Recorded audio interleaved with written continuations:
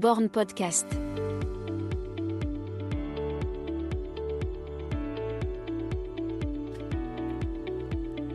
Il est des gens qu'on écoute sans parler, non pas par peur de les couper, mais par envie de les entendre. Et quand Jean-François Pontier me raconte 45 années intenses d'athlétisme, c'est sans honte que j'avoue me taire et savourer. J'apprécie autant son récit de vie, de l'Auvergne à la vallée du Rift, que son expertise de l'entraînement, du sprint à l'ultra-endurance. Jeff n'est pas avare de mots. Pendant plus d'une heure, il me parle dans un premier temps de son métier, le plus beau du monde, en laissant transparaître une passion viscérale et une ouverture d'esprit vers le progrès qui en font le technicien respecté qu'il était, qu'il est et qu'il restera. Puis, dans un second temps, il évoque sans pudeur son amour réciproque pour le Kenya et son peuple. Cet épisode a été enregistré le jeudi 18 décembre 2025, chez lui, au stadium Jean Pelès de Clermont-Ferrand. Jeff Pontier, 45 ans de carrière, bonne écoute. Salut Jeff, merci beaucoup d'avoir accepté l'invitation. Bonjour. Tu as précisément l'âge de ma mère, je peux te tutoyer ou pas ? Pas de souci. Pas de souci. Donc si tu le veux bien, j'aurais bien aimé qu'on parle de toi, de ce que tu as appelé le plus beau métier du monde dans une interview de la montagne, et une deuxième partie consacrée au Kenya, si ça te va bien. Déjà, pour situer le personnage, est-ce que tu peux me dire si ton fils Anthony m'a dit vrai quand il disait que tu étais un des plus grands passionnés d'athlètes du monde ? Ouais, il est sûrement pas très objectif, mais bon, c'est sûr que ma vie, depuis 45 ans, elle a tourné autour de l'athlète. Ouais. Donc, bon, j'ai eu une petite partie athlète. Après, je suis devenu très rapidement entraîneur et cadre à la Fédération Française d'Athlétisme. J'ai travaillé pendant 43 ans à la Fédération Française d'Athlétisme.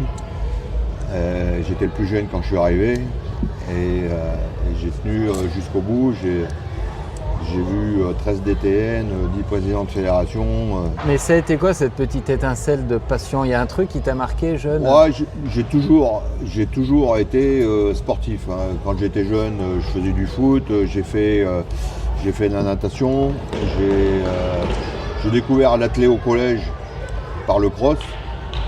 J'ai eu tout de suite quelques résultats intéressants. La première année, sans être licencié dans un club, je me suis qualifié au championnat de France scolaire. À l'époque, c'était sur les performances. J'ai fait deuxième au championnat de France scolaire. J'avais 16 ans. Et donc j'ai pris une licence, 15 ans j'avais. Et j'ai pris une licence.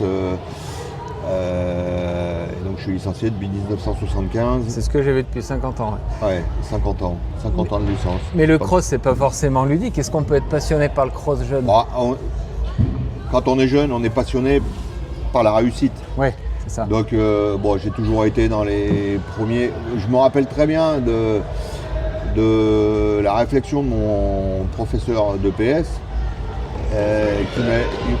Il avait vu que j'avais des aptitudes dans les séances de sport à l'école. Et il m'avait dit, il y a un gars, il est très très bon à l'école. Bon voilà, ça serait bien si tu pouvais être pas trop loin de lui.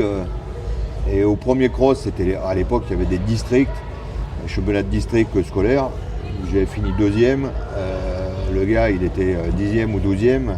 Il avait été très impressionné parce qu'il pensait que le gars était très très fort. Alors, bon, tout de suite, ça met en valeur. Bon, dans tous les sports que j'ai pratiqués, j'ai fait de la natation aussi. En natation, bon, j'ai eu des résultats qui étaient corrects. La réflexion de la première fois où on a été à la piscine, j'habitais Cournon. Et donc il y avait une piscine à Landes à l'époque. Il n'y avait pas de piscine à Cournon. Il y avait une piscine à Landes. Donc ma soeur voulait faire de la natation. Ma mère nous amène tous les deux. Et elle dit, ouais, ben voilà, Catherine veut faire de la natation. Mais j'ai amené son frère parce que je voudrais les amener en même temps. À la fin de la séance, le gars il a dit, moi je veux bien que vous ameniez le gars. Si Catherine elle veut venir en plus, il n'y a pas de problème, mais moi c'est le gars que je veux. D'accord.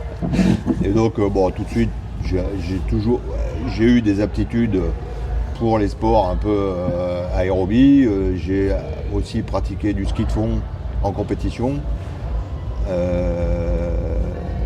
D'ailleurs, pour la petite anecdote, j'ai passé le concours de professeur de PS avec spécialité ski de fond. D'accord.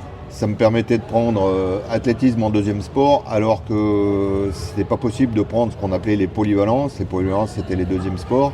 C'était pas possible de prendre ski de fond en polyvalence. Donc j'avais ski de fond en spécialité, et en polyvalence, j'avais natation et athlé. Donc que des sports. Mais t'as pas un petit souvenir bête, comme je sais pas, la beauté du tartan, l'odeur de l'herbe mouillée? Non, ça m'a. Ouais, non, honnêtement, c'est. Bon, après, j'aime le goût de l'effort, j'aime bien ce type d'effort, ça m'a toujours convenu. Après, je me suis plus concentré sur des épreuves un peu courtes, mais j'ai pas. Moi, le souvenir que j'ai, c'est j'ai continué à faire du sport parce que j'étais bon en sport. Ouais. Bah là, j'étais chrono. Je savais que tu avais le record d'Auvergne pendant longtemps du 1000 mètres en 2,22. Ouais. On n'arrive pas à trouver qui l'a battu là récemment. C'est Jérémy Jolivet qui l'avait battu. C'est un athlète que j'entraînais, qui était un très beau coureur. Récemment là? Non, pas récemment. Ah, non. Il a battu ça il y a une dizaine d'années. D'accord. 2,22,3, c'était à Vichy en 1982. Ouais. Et sur 800 mètres, 1,50 et 3,45 sur 15. Ouais, voilà. 3,40. Bon, mon meilleur record, c'est le 1000 mètres, indéniablement. Mais le problème, c'est que j'ai arrêté de m'entraîner à 23 ans. Quoi. Parce que j'ai passé le CAPES en 82, je suis parti à l'armée, j'ai fait une année à Annecy au 27e bataillon de chasseurs alpins. Et quand je suis rentré, j'étais cadre technique à la fédération, donc on s'occupe des autres. Voilà, j'ai arrêté de m'entraîner à 23 ans. T'avais plus le temps, t'avais plus envie? C'est pas que j'avais plus envie, mais quand tu as un groupe d'athlètes à coacher, c'est compliqué de faire les deux d'une façon. Alors j'ai continué à m'entretenir, j'ai dû faire 3,47 jusqu'à 27 ans. J'ai continué à courir un peu, mais je ne m'entraînais plus pour progresser, je m'entraînais juste pour être capable de courir avec les autres. Et t'es pas frustré de ne pas pouvoir faire le sport thème Non, j'étais frustré a posteriori en me disant j'aurais pu faire sûrement un peu mieux en continuant à courir plus longtemps. Mais comme j'ai dit et que tu l'as évoqué en début, je ne regrette pas du tout ma carrière professionnelle. Et donc ça a été un concours de circonstances. Je suis arrivé donc au 1er octobre 1983 à la direction régionale jeunesse et sport de Clermont, parce qu'en fait il n'y avait pas de CTR depuis plus d'1 an.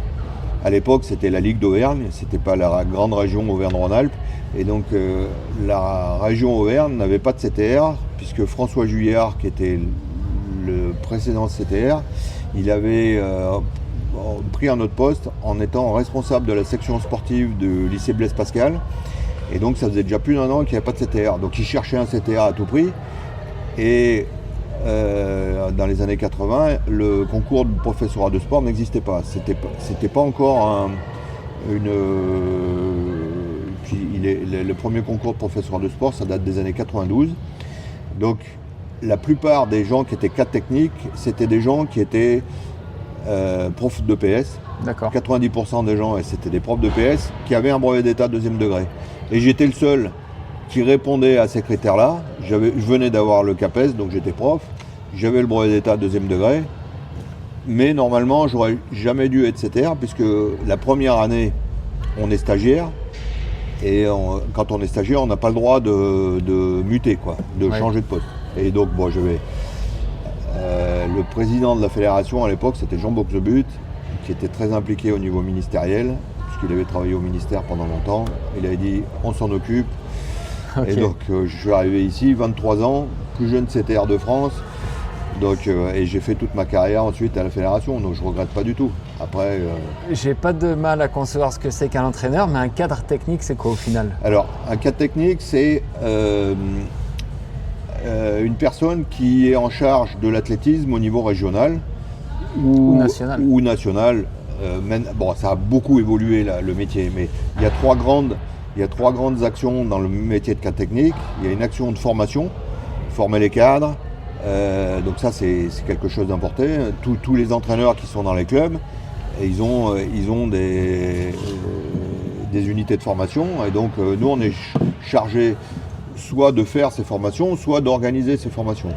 Le deuxième volet important dans le rôle de cadre technique, c'est le développement. Par exemple, se tourner vers d'autres activités. L'activité en ce moment, sport santé, le running, l'athlétisme pour les plus anciens, le baby athlé. Voilà, c'est ce qu'on peut appeler le développement de l'athlète qui sous-entend d'aider pour le sport scolaire, le handicap peut-être. Le handicap, exactement, et d'aider aussi, par exemple, pour la construction d'une salle à Clermont-Ferrand. D'accord. On appelle des experts, et moi j'ai été dans le jury qui a choisi l'architecte pour la construction de cette salle. Et puis le troisième gros volet, c'est l'entraînement. Donc il y a ces trois volets. Et donc l'entraînement, ça prend une grande partie du temps parce que quand on entraîne quand les gens ont du loisir. Donc en fait, on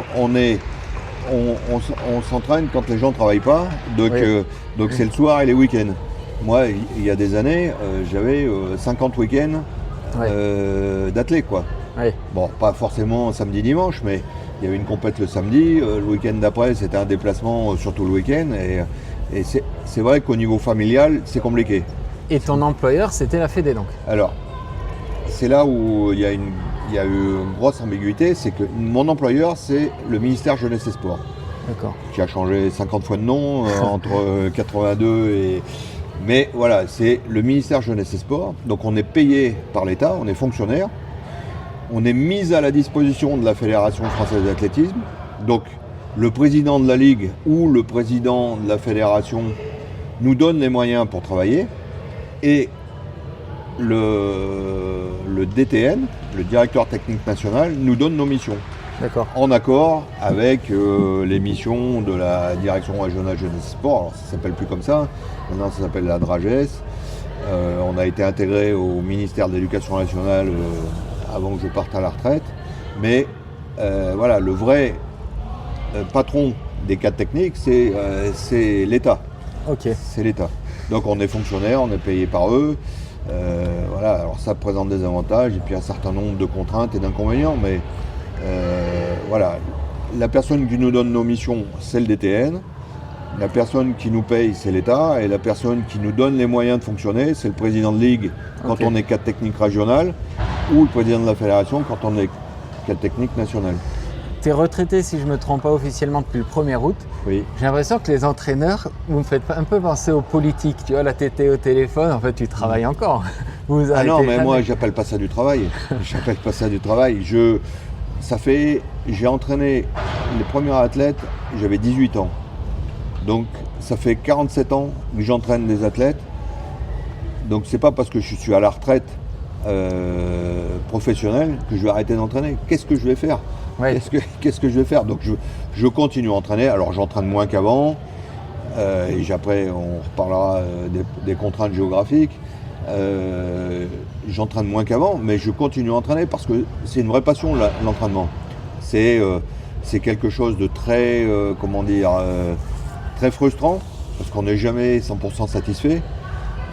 Si on a un groupe d'entraînement de 10 athlètes, on a toujours 5 qui vont bien marcher, 3 qui ne vont pas marcher du tout, 2 qui marchent moyen. Il y a toujours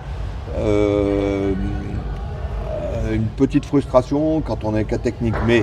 Mais intellectuellement, c'est super.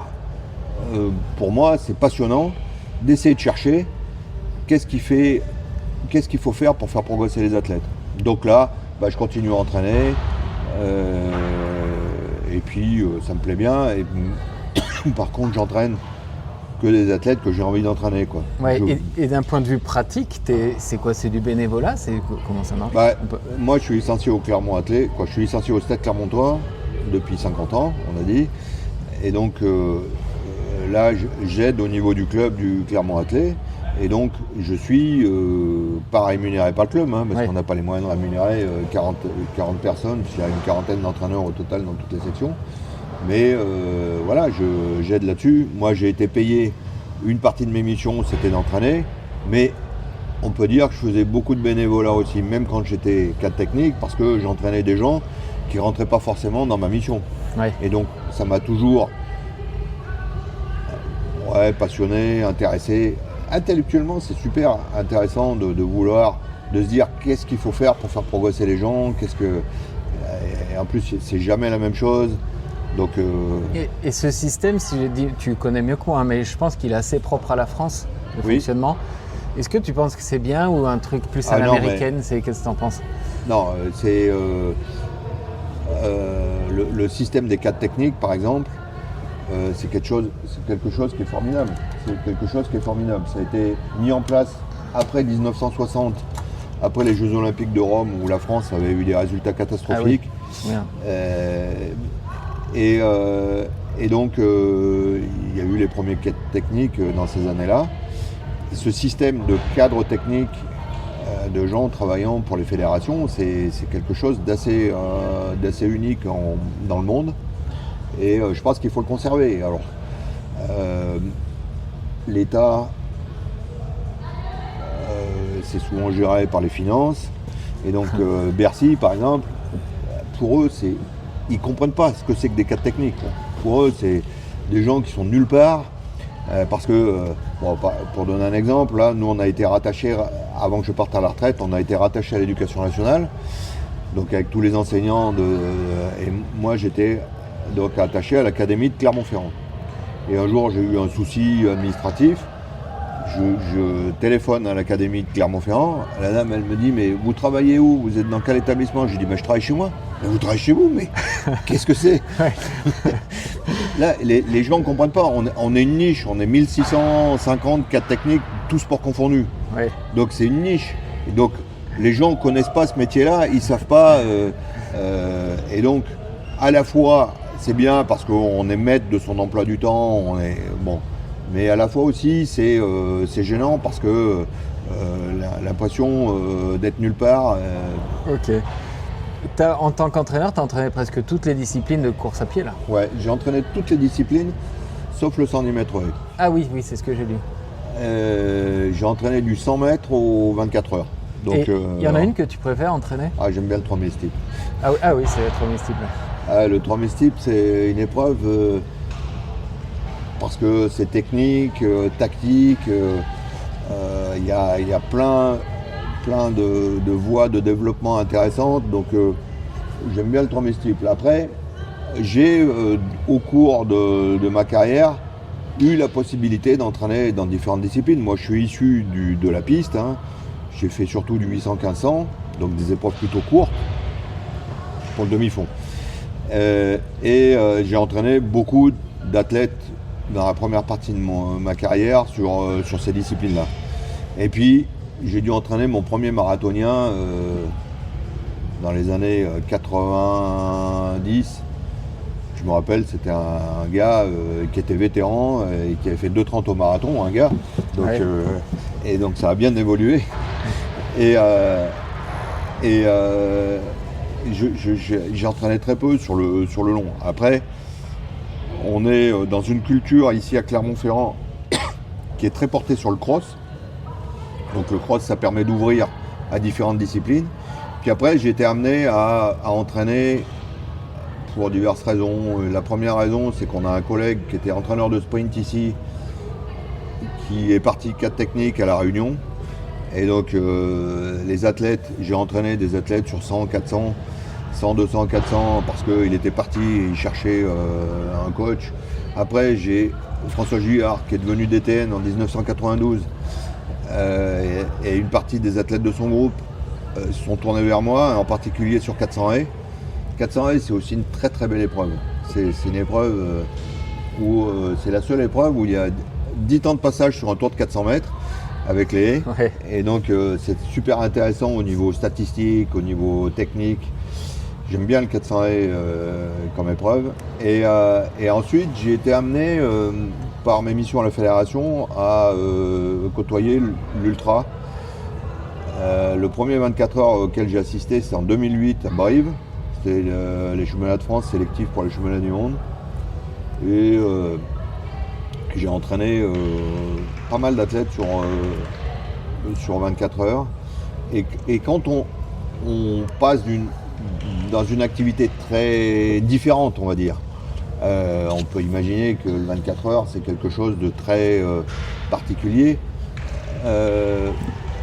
C'est motivant parce qu'on cherche quelles sont les particularités de la discipline, quelles sont les caractéristiques. Puis je pense que j'ai amené des choses par le fait que j'entraînais du court à ces cours de long, mais ça m'a aussi apporté pour mes cours de cours des choses au niveau mental, au niveau alimentation, qui sont super intéressantes pour des épreuves. Transférées d'une épreuve à l'autre. Voilà. Ouais. Et puis voilà, après j'ai entraîné quelques trailers, mais assez peu. Mais voilà, donc j'ai la palette de surtout on va dire du 400 au marathon, un peu d'ultra pendant une période de 2008 à 2015. Et puis voilà, ça se concentre maintenant sur j'entraîne 400-800, 3000 steeps, marathon, voilà. Est-ce qu'il y a un profil d'athlète que tu préfères entraîner?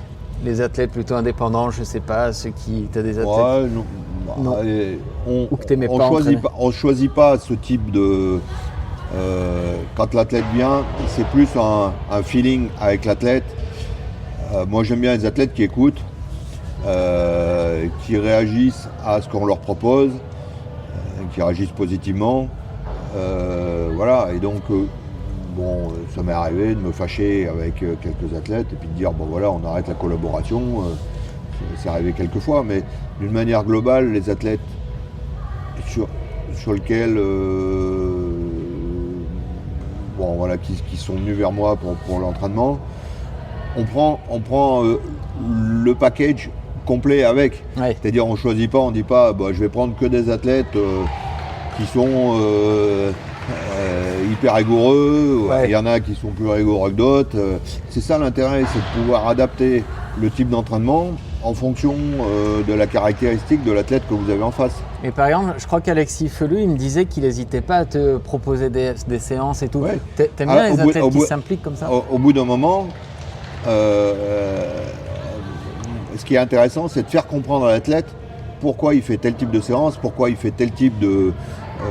et donc forcément, au bout d'un moment, l'athlète, il sent, puisque c'est lui qui... Et donc ça, c'est super intéressant, parce que lui, il va te dire « Ah ouais, mais aujourd'hui, je sens plus. Et puis, voilà, tel type de séance, j'aimerais bien en faire une. » Et donc, on réorganise dans la tête en se disant « Ouais, il a raison. On a oublié ce type de séance, il faut en faire. » Donc ça, c'est hyper intéressant. C'est la collaboration. Mais ça vient pas au début. Ouais. Ça vient quand l'athlète, il comprend le cheminement, il comprend pourquoi on fait tel type de séance, pourquoi on fait tel type d'exercice, etc. Est-ce que c'est à ça qu'on reconnaît un mauvais entraîneur? C'est quelqu'un de rigide qui écoute pas ça, par exemple? Ou des fois, est-ce qu'il faut être rigide quand même? Je pense qu'un mauvais entraîneur, c'est une des caractéristiques, ça pourrait être une des caractéristiques d'un mauvais entraîneur. C'est-à-dire de ne pas être à l'écoute du ressenti et de la sensation de l'athlète. Ouais. Ça, je pense que c'est pas une bonne chose. Tu as dit une des distances que tu préférais. Est-ce qu'il y a une distance, il y a toujours des fois une petite guéguerre entre le demi-fond court et long. Est-ce que pour toi, il y a une distance qui est le plus dur? Ouais, le plus dur, c'est le 10 000 mètres. 10 000 mètres sur piste, parce que à préparer, j'entends. C'est-à-dire que ça pardonne aucune faiblesse dans le 10 000 mètres. C'est-à-dire que c'est un enchaînement de 25 fois 400. Très souvent, il n'y a pas des gros pelotons comme dans les courses sur route ou quoi que ce soit. Et donc les athlètes, soit ils partent à la bonne allure, tout va bien, mais bon, c'est pas gagné. Soit ils partent légèrement plus vite et forcément à un moment il y a un trou. Et donc cette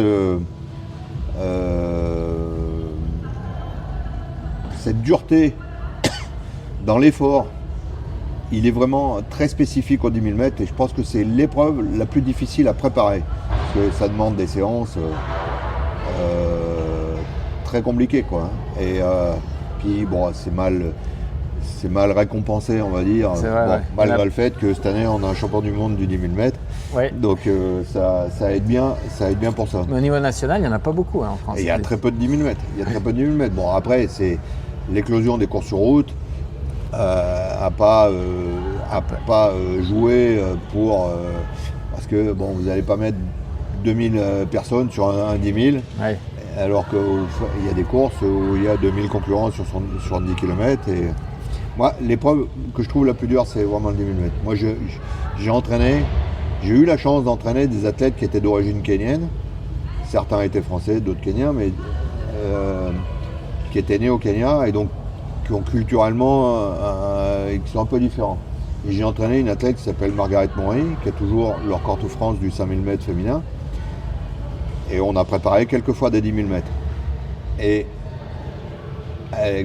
les Africains, c'est on part et puis on tient jusqu'à ce que ça craque, quoi. Okay. Elle, quand elle faisait un 10 000, elle faisait à peu près, elle a dû faire 32 minutes, 32,02 au 10 km. Donc en gros, 3,12 au kilo, une 14, une 15 au 400. Elle faisait des 400, une 12, une 13, une 14. Et d'un coup, c'était une 22, quoi. Ouais. Ah ouais. Et donc là, à ce moment-là, elle était très dure pour relancer. Bon, s'il y avait quelqu'un, elle essayait de s'accrocher, mais les Kenyans, ils ont cette particularité, c'est ils cherchent pas à se conserver d'énergie. Et ils cherchent toujours à lutter pour les places de devant, quoi. On en parlera après, ce serait une question. Mais du coup, est-ce qu'à tes yeux, ça rend encore plus exceptionnel le titre de Gressier ? Moi, ce qui est exceptionnel sur le titre de Gressier, c'est il a montré la voie. Ouais. Il a montré que c'était possible en tant qu'Européen, avec l'histoire qu'on a eue, de pouvoir gagner sur ces épreuves-là. Ouais. Et bon, d'habitude, tu as 3 Kenyans, 3 Éthiopiens, un Tanzanien. Il a fait sauter des verrous mentaux, quoi. Oui, complètement. Et puis, bon, il a, je pense, progressé énormément, et c'est ce qu'il cherchait dans son aptitude à finir vite les courses. Mais il a aussi profité du fait que le 10 000 mètres était un petit peu en baisse. Ouais. Il manquait les 2 meilleurs Ougandais qui se tournent vers la course sur route et le marathon en particulier. Mais il a montré que c'était possible. Et ça, c'est un verrou et je pense qu'il y en a plein qui vont s'engouffrer dedans. Anthony, ton fils, m'a dit que tu disais tout le temps qu'il ne fallait pas attaquer le demi-fond trop jeune. Pourquoi ? Ouais, attaquer l'entraînement du demi-fond trop jeune. C'est-à-dire l'entraînement dur. Sûrement une des raisons pour lesquelles il a été obligé, il a été amené à interrompre un petit peu sa carrière, parce que bon voilà, il a commencé lui en minime 2. Pour moi, la meilleure formation, c'est l'école de triathlon. D'accord. C'est-à-dire pouvoir faire de la quantité d'entraînement d'une façon assez importante chez le jeune, sans que ça soit monotone et sans que ça soit traumatisant. Mais triathlon avec lancer, tu veux dire ? Non, triathlon... le vrai triathlon, la discipline, ouais. Okay. Et c'est-à-dire, le gars, il fait du vélo, il fait de la natation et il fait de la course à pied, c'est ludique, donc il fait une quantité d'entraînement. Notre problème, quand on compare par rapport aux Africains, qui globalement quand même dominent le demi-fond et en particulier le demi-fond long, ils s'entraînent beaucoup plus que les Européens jeunes. Ouais. Ils s'entraînent beaucoup plus. Parce qu'ils ont l'école en marchant, ils ont une vie qui est complètement différente. Et donc, nous, pour pouvoir compenser cet entraînement que les jeunes n'ont pas, on est obligé de faire de la quantité. Mais si on fait que de la course à pied, ok, je comprends. Ouais. C'est difficile. Donc, pour moi, la meilleure école, c'est l'école de triathlon. Okay. Sauf que les gens qui commencent par l'école de triathlon, ils font du triathlon. Ils font plus de la course à pied. Parce que la natation présente plein d'avantages. C'est le seul sport où on est en position allongée. Et donc, d'un point de vue cardiaque, il y a des améliorations qui ne se font pas dans d'autres positions. Et puis le vélo et la natation, c'est des sports non traumatisants par rapport à la course à pied. Et donc pour le jeune, c'est super intéressant. Donc nous, ce qu'on essaye d'introduire au niveau du club, au niveau de l'entraînement ici, chez les jeunes, c'est justement du VTT, du vélo une séance de natation de temps en temps, etc. pour les gens qui savent bien nager. Est-ce que d'un point de vue mental, c'est important aussi pour pas trop saturer de toujours le même Oui, sport? aussi. Ouais, c'est moins monotone. Après, il y a d'autres leviers possibles. Le groupe, par exemple. Le groupe, c'est quelque chose de hyper important chez les jeunes. Ouais. Quand les gamins, ils ont envie de venir parce qu'ils retrouvent les copains, ils viennent à l'entraînement avec envie, il n'y a pas... Si le gars, il se retrouve sur le stade tout seul avec le coach, et le coach lui dit « Putain, aujourd'hui, t'as 10 fois 400. » Ah, putain. Donc, il faut aussi trouver tous les leviers possibles, mais globalement, nos jeunes ne s'entraînent pas assez. Ouais. Par rapport, si on parle de devenir parmi les meilleurs mondiaux. Ok. Ah ouais, intéressant. Ouais, je ne le voyais pas sous cet œil-là, mais je comprends mieux. Je vais avoir des questions un peu spécifiques. Oui. Manon Trapp, après Rotterdam, quand elle a échoué, je me souviens, elle avait fait un post où elle te citait, elle disait que tu lui avais dit « ça y est, maintenant tu es marathonienne ». Tu voulais dire quoi? C'est que l'échec fait partie du marathon? Ouais, et puis de comprendre que le marathon... elle avait fait une première expérience, elle avait fait les minima aux Jeux à Valence. En 2023. Donc elle s'est dit, putain, le marathon c'est facile. Ouais. Je me suis bien entraîné, j'ai fait une perf. Bon, la problématique de Rotterdam, c'est que comme il y avait une athlète qui avait fait mieux qu'elle, elle était devenue 4e performeur. Donc soit elle tentait de faire mieux que Méline Rollin ou les autres, soit elle tentait de faire mieux, soit elle n'allait pas au jeu, c'était certain. Donc on a pris le risque, mais entre décembre 2023 et avril 2024, pour quelqu'un qui débute dans le marathon, c'était très compliqué de refaire une préparation complète. Et puis donc, bon, forcément, le marathon s'est mal passé. Et je lui ai dit, voilà, t'es marathonienne parce que tu sais que le marathon, c'est pas aussi facile que le premier. Ouais. Et c'est un long chemin. Et le marathon, il faut pas brûler les étapes. Là, on avait brûlé les étapes, mais c'était obligatoire. Le marathon, il passait à 200 mètres de là où habitent ses parents. Ouais. Le marathon des Jeux. Ouais. Donc, elle disait, moi, je peux pas ne pas aller au jeu. Elle voulait tenter, quoi. Elle voulait tenter. Elle aurait regretté toute sa vie si on s'était dit, bah non, tu n'y arriveras pas. Voilà, on a tenté. Ça a été un échec, mais ça a été bénéfique dans le sens où elle a compris que le marathon, il faut mettre tous les pièces du puzzle avant de se dire, là, on attaque la prépa marathon. Ouais. Et du coup, tu ouvres un peu sur une autre question que je voulais te demander. Par exemple, pour Manon Trapp ou Alexis Felu qui cherchent des minima, si tu sens qu'ils vont être un peu justes sur les minima, comment tu fais? Tu leur dis, pars un peu lentement, c'est pas grave, pars sur l'allure que tu peux faire, ou fixer vraiment les minima qui t'est allé au casse-pied? Tromestic et marathon, c'est pas pareil. Hein. Marathon, on a des points de repère, on a des séances tests, on sait. Par exemple, là, elle a fait une préparation pour Tokyo. On savait qu'à Tokyo, il n'y aurait pas de performance parce que les conditions à Tokyo, c'était 80% d'humidité, 37 degrés, donc c'était impossible de faire une performance. Mais dans la préparation, on savait qu'elle était plus forte qu'à Séville. Ouais. Elle avait fait des séances, on a soit les points de repère chronométriques, soit des prises de lactate sur des vitesses. On le sait ça. Et donc sur marathon, c'est pas un souci. On sait que là tout de suite, on va faire une prépa. Elle va préparer le marathon de Barcelone le 15 mars. Donc l'objectif, c'est de faire 3,22 kg. Donc vous fixez record de France, quoi. S'il n'y a pas mieux d'ici là, ouais. L'objectif, c'est qu'elle batte son record entre 2,21 et 2,21,30. Voilà. Okay. Et donc, on va voir si sur les séances, elle est capable de faire ça ou pas. Si elle n'est pas capable, forcément, on rectifiera l'allure.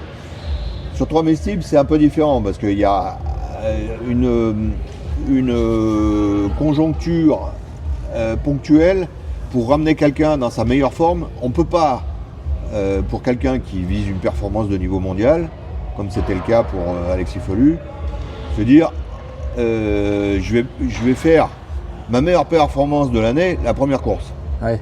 Il y a des courses préparatoires, il y a des compétitions qui servent justement à ça. Donc il y a des compètes où on travaille l'aspect tactique, on travaille d'autres facteurs. Et donc voilà, au cours de la saison, on fixe, on se disait, bah voilà, ici il faut être bien, ici il faut être bien. Alors ça marche pas à 100%. Par exemple, l'année où, en 2021, quand il fait son record, il bat son record à la deuxième course, à World Game, il fait les minima au jeu. Après, l'objectif c'était d'être bon en France. Ouais. Parce qu'il fallait être dans les 3 premiers, il y avait 5 athlètes qui avaient fait les minima au jeu. Donc il fallait être dans les 3 premiers. Donc l'objectif c'est, on travaille différemment pour pouvoir être bon en France. Et après on s'était dit, ça serait bien de faire une perf avant les Jeux, parce qu'au jeu, bon, 2 courses, c'est souvent tactique. Et donc on avait visé Monaco. Tu vois, Monaco par exemple, ça s'est pas bien passé. Il n'a pas fait ce qui. Je pense que cette année-là, il était bien plus performant que 8-18. Il va aller sûrement autour de 8-14 plutôt que 8-18. Mais il n'a pas concrétisé. Mais il a concrétisé sur les grosses compètes, quoi. Ouais, c'est un peu différent. Mais les courses sur route, t'aimes bien les séances tests, que ce soit 10 bornes, semi. Ouais. J'aime bien les séances tests. Parce que tu pars pas dans l'inconnu, tu sais sur quel. Bon, après, voilà, en fonction des 5 bornes, ça va être telle séance, 10 bornes, ça va être telle séance, semi.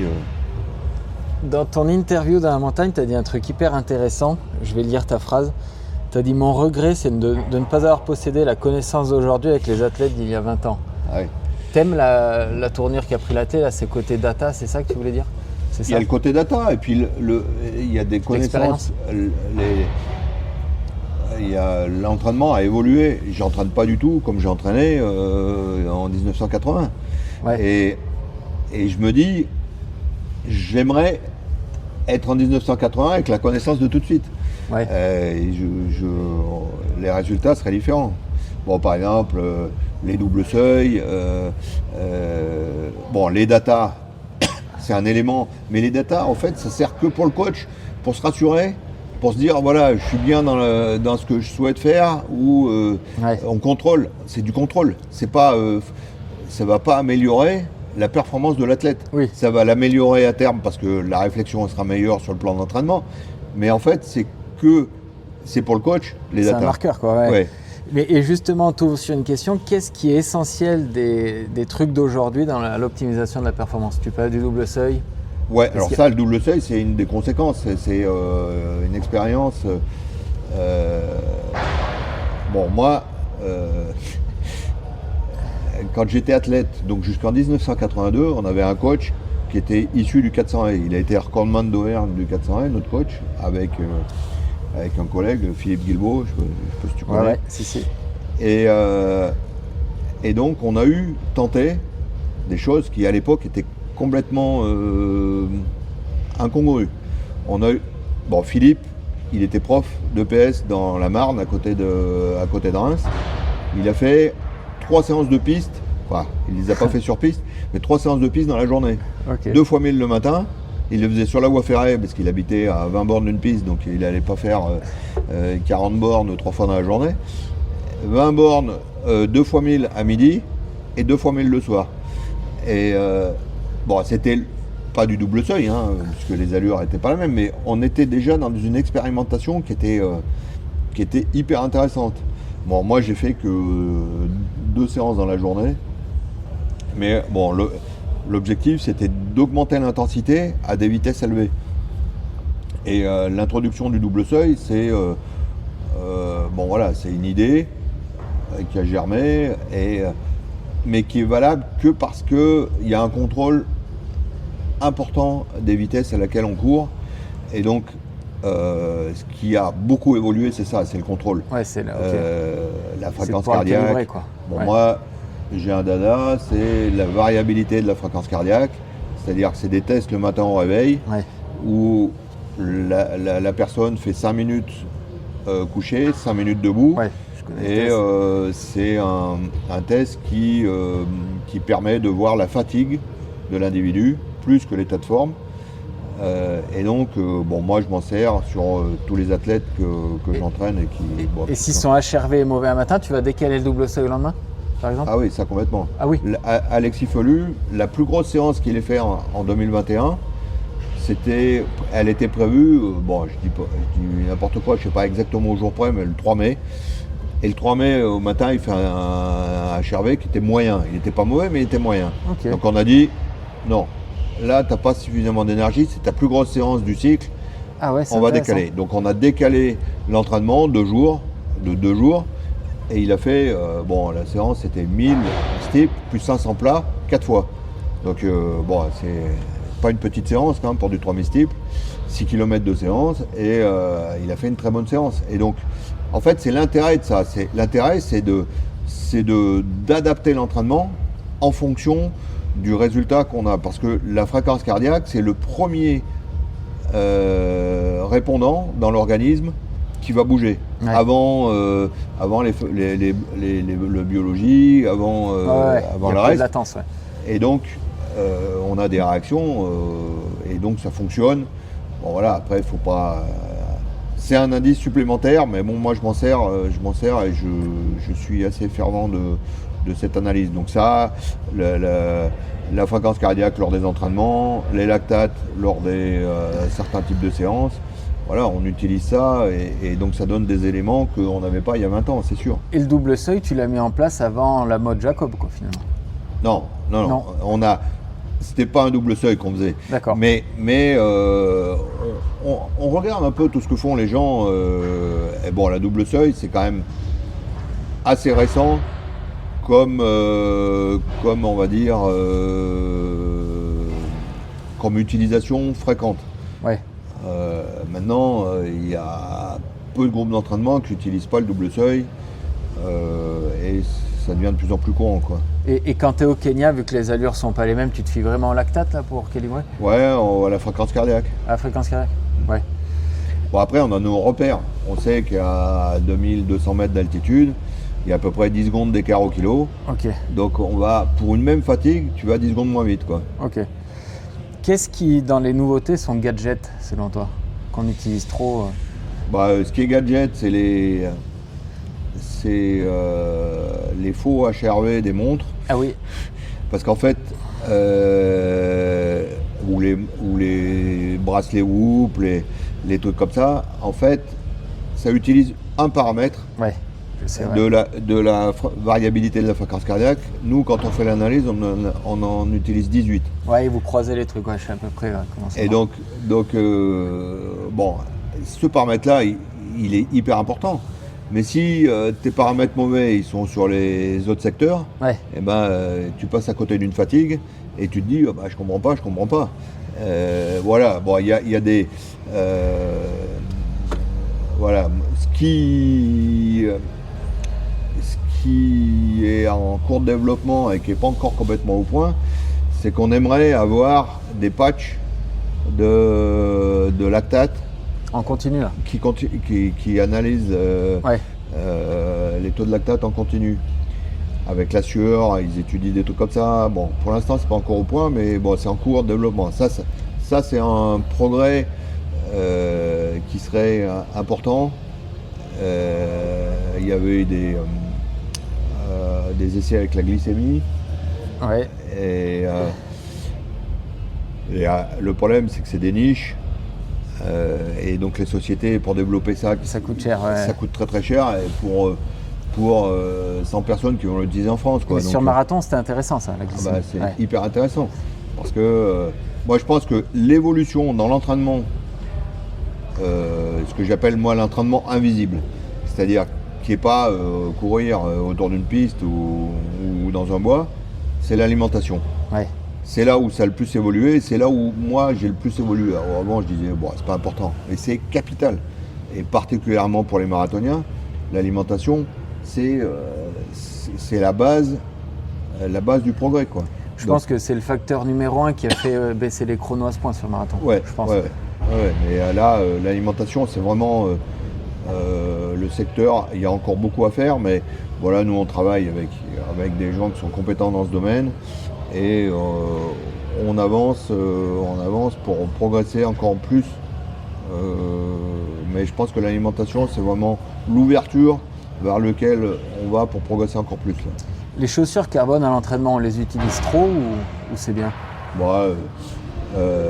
La problématique des chaussures carbone, c'est que musculairement, c'est pas tout à fait la même réponse que des chaussures non carbone. Oui. Donc si on les utilise pas, quand on va courir avec, musculairement, il va y avoir des déficits. Donc il faut à tout prix les utiliser pour pouvoir avoir une bonne réponse le jour de la compète. Le problème, c'est que ça vaut un bras, quoi. Ok. Et Ouais. donc les athlètes qui sont sponsorisés, qui peuvent avoir des chaussures carbone, en veux-tu en voilà, pour eux c'est pas un problème de faire la séance de 32 bornes avec 3 x 8 bornes dedans avec les chaussures carbone, Ouais. ils peuvent les faire et ce ne sera pas un souci. L'athlète qui va mesurer ses coups, il va hésiter à faire ça, mais je pense que c'est indispensable d'utiliser les chaussures carbone à l'entraînement pour travailler musculairement Ouais. Sur et des séances spécifiques, quoi. sur des séances spécifiques. Alors les utiliser tout le temps, je suis contre, mais il faut les utiliser de temps en temps. Est-ce qu'il y a des trucs de l'entraînement qui étaient mieux avant? Des fois, je sais que Vincent Louis, par exemple, toutes ses datas, un jour, il en a eu marre, il a tout mis au placard, il a dit je veux revenir à l'essentiel. Il y a des fois des athlètes comme ça, non? Ouais, pourquoi pas, mais après il se connaît tellement bien Ouais. qu'il a peut-être plus besoin de data. Tu lui demandes, tu cours à quelle allure? Moi, quand je courais, je te disais, je suis à 4,05. Oui. Ou, Oui, je oui. suis pas à 4 minutes, je suis à 4,05. Le gars, il se connaît tellement bien. Et je mesurais tellement la fréquence cardiaque que je suis à 140. Hop, tu regardes, 139, merde. Non, et donc ils se connaissent tellement bien qu'au bout d'un moment, tu n'as plus besoin. Alors après, ça met une pression.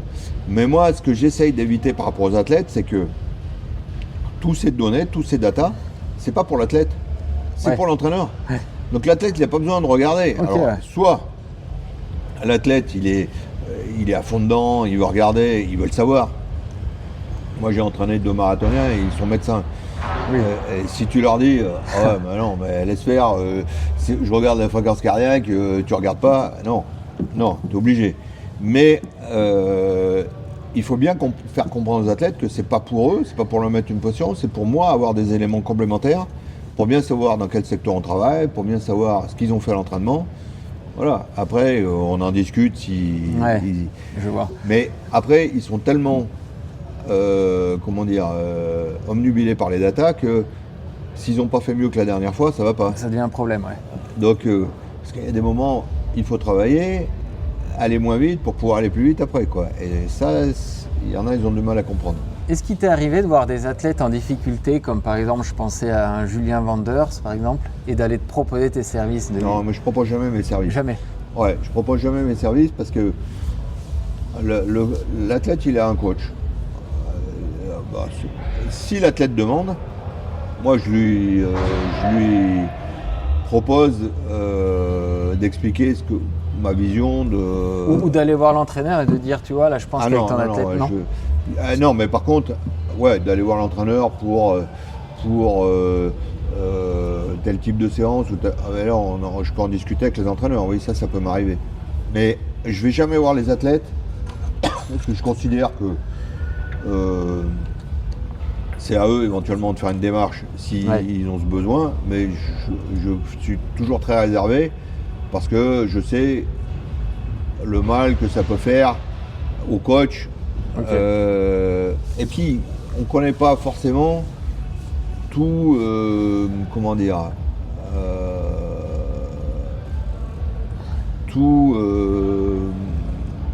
les tenants, les raisons de la programmation du coach.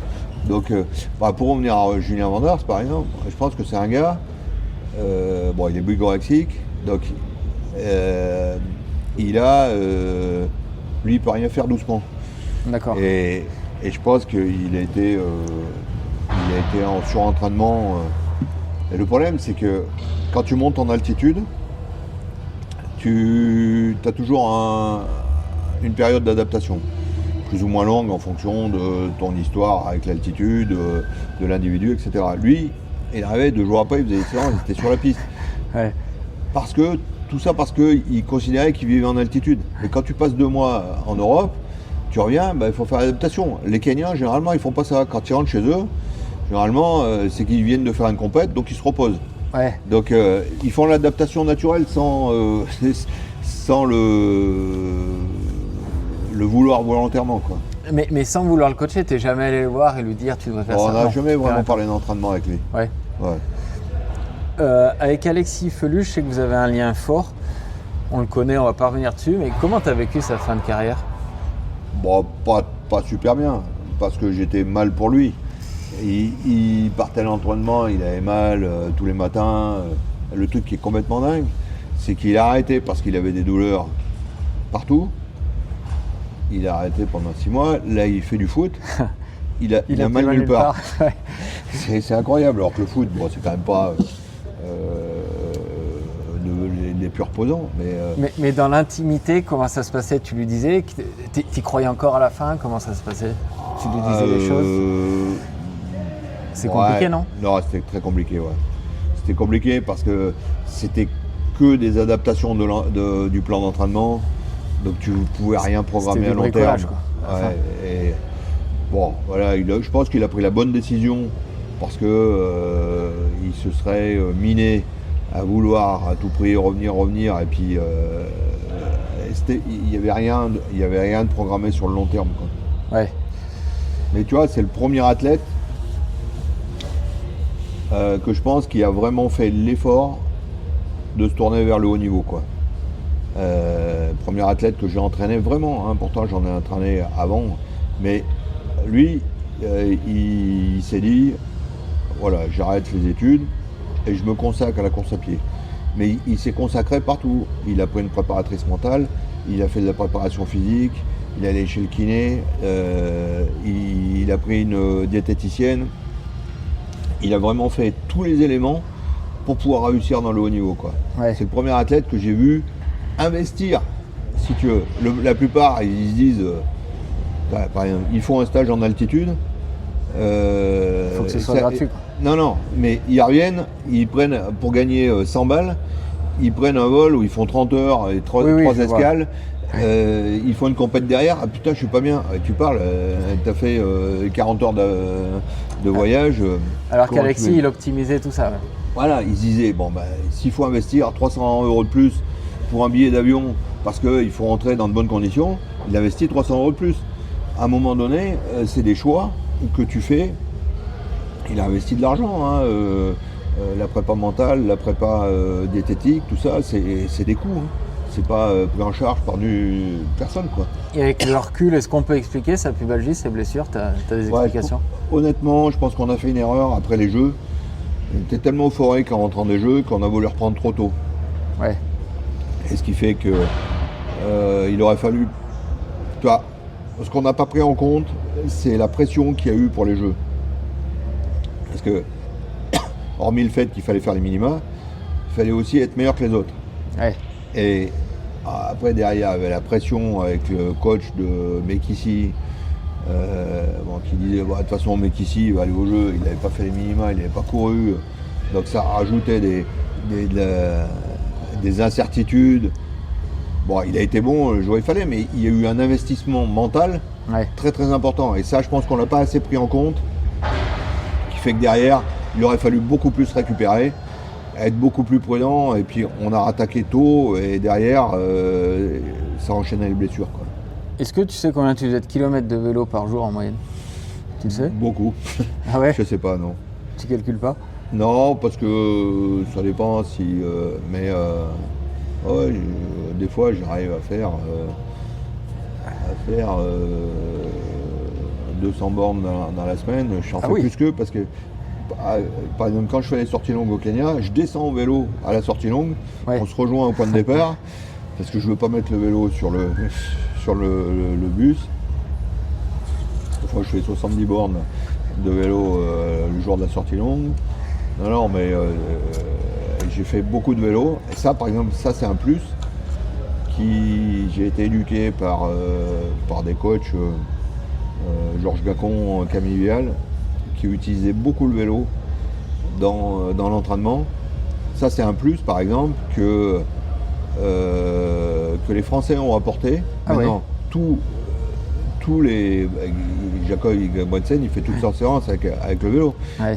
Tu as plein d'athlètes dans le monde qui font avec des lièvres à vélo. Ouais, je savais pas que c'était français. C'est les Français qui ont apporté ça dans les stages. Après, les autres, ils ont vu ça, ils ont dit oh putain. Parce que, autant pour les filles, il n'y a aucun souci, tu arrives à trouver plein de mecs pour Oui. faire lièvre. Autant pour les meilleurs garçons. Ouais. Quand tu as des mecs qui vont comme Ingebrigtsen ou compagnie, tu vas pas avoir des lièvres pour eux, quoi. Donc le vélo, c'est parfait.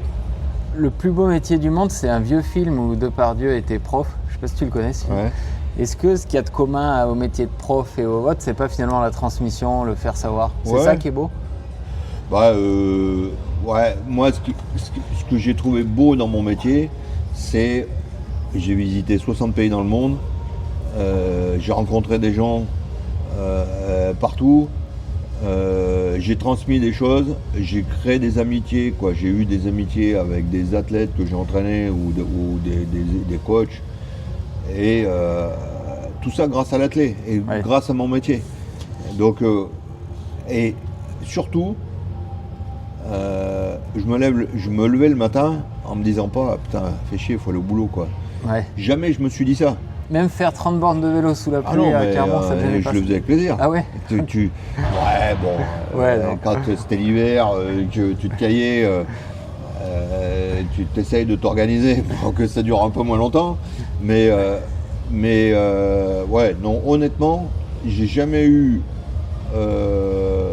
comment dire, C'est jamais à l'air reculons, quoi. ouais, jamais été reculant. Et ça, c'est formidable. Il y a tellement de gens, bon, les pauvres, ils font un métier parce qu'ils sont obligés de vivre, qui vont au boulot en ayant de la peine. Moi, ça m'est jamais arrivé. Avant qu'on parle du Kenya, Baptiste Couder m'a dit qu'il fallait absolument que tu me racontes une anecdote sur le marathon de la viande. Il paraît qu'elle est succulente. Je n'ai pas cherché à savoir exprès. Tu peux la raconter ou pas? Faut pas que je cite de nom. Faut pas que je cite de nom.